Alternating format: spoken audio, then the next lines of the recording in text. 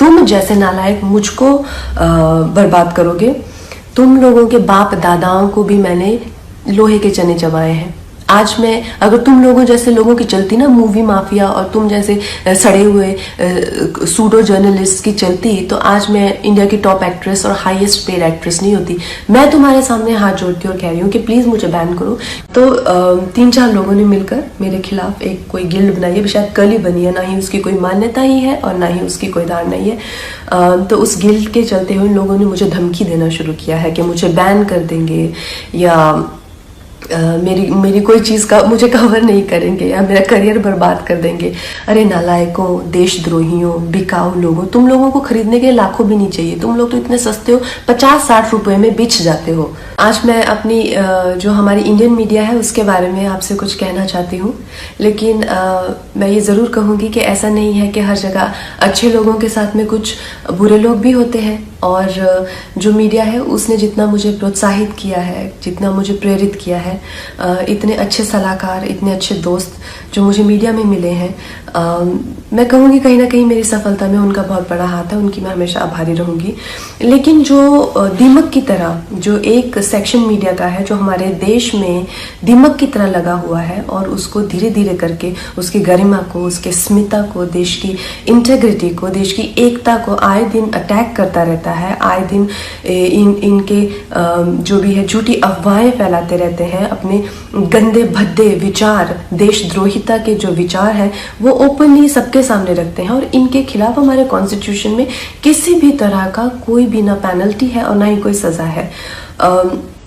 आप तो इस चीज़ से मुझे बहुत ही ज़्यादा खींच लगी, और मैंने अपने आप में ही ये डिसाइड कर लिया कि ये जो दोगली मीडिया है, ये जो बिकाऊ मीडिया है, जो खुद को लिबरल कहती है, सेक्युलर कहती है, और कुछ नहीं है, 10वीं फेल भी नहीं है ये लोग सूडो लिबरल है, और ये लोग बिल्कुल भी सेक्युलर नहीं है। अगर ये सेक्युलर होते तो हमेशा धार्मिक चीज़ों को लेके देश की एकता पर हमेशा प्रहार नहीं करते। ऐसे ही एक चिंदी से जर्नलिस्ट को मैं 1-2 दिन पहले एक प्रेस कॉन्फ्रेंस में मिली, तो उसी की तरह बहुत सारे लोग हैं जो जितने भी हमारे जो सीरियस इश्यूज हैं, हमारे जो सीरियस कॉजेज हैं। वर्ल्ड एनवायरनमेंट में डे के दिन मैंने प्लास्टिक बैन को लेके एक कैंपेन किया था, जिसमें मैंने प्लास्टिक के खिलाफ ईशा योगा सेंटर के साथ में काफ़ी कुछ एक्टिविटीज़ की थी। इस जर्नलिस्ट को मैंने उसकी खिल्ली उड़ाते हुए देखा।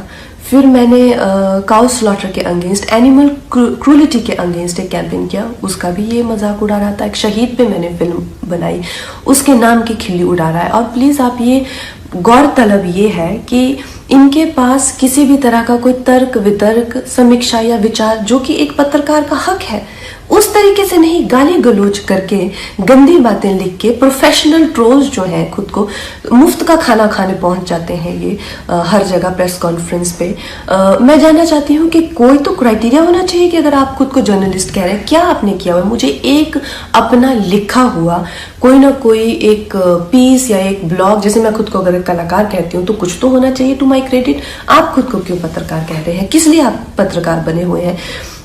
इन 3-4 लोगों ने मिलकर, क्योंकि मैंने उस इंसान के प्रश्नों का उत्तर देने से मना कर दिया, मैंने कहा कि इंटरनेशनल को मैं क्यों एंटरटेन करूं, मेरे पास किसी भी तरह के देशद्रोही के लिए 0% टॉलरेंस है। तो 3-4 लोगों ने मिलकर मेरे खिलाफ एक कोई गिल्ड बनाई है, शायद कल ही बनी है, ना ही उसकी कोई मान्यता ही है और ना ही उसकी कोई धारणा ही है। तो उस गिल्ड के चलते हुए लोगों ने मुझे धमकी देना शुरू किया है कि मुझे बैन कर देंगे, या मेरी कोई चीज़ का मुझे कवर नहीं करेंगे, या मेरा करियर बर्बाद कर देंगे। अरे नालायकों, देशद्रोहियों, बिकाऊ लोगों, तुम लोगों को खरीदने के लाखों भी नहीं चाहिए। तुम लोग तो इतने सस्ते हो, 50-60 रुपए में बिछ जाते हो। जो अपनी देश के साथ गद्दारी करे, अपनी ही थाली में जिसमें खाते हैं उसी में छेद करते हैं, क्योंकि मैं नहीं चाहती कि मेरी वजह से तुम लोगों के घर में चूल्हा जले।